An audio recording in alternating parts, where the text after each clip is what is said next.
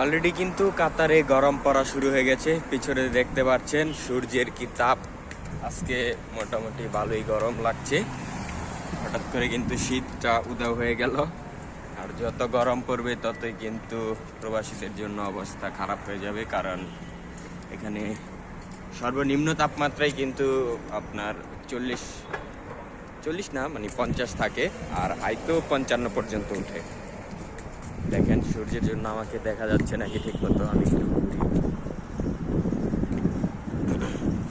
আজকে বাতাস আছে, বাট বাতাসটা হচ্ছে মানে ব্যবসা গরম গরম বাতাস আর কি, এখন ঠান্ডা লাগে না। আজকে জাস্ট একটাই পরেছি, অন্য দিন তো দেখেন 2-3টা জ্যাকেট ম্যাকেট পরে থাকি।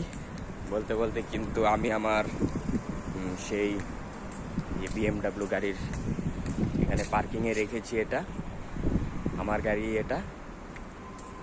যাই হোক, ভালো থাকেন, সুস্থ থাকেন।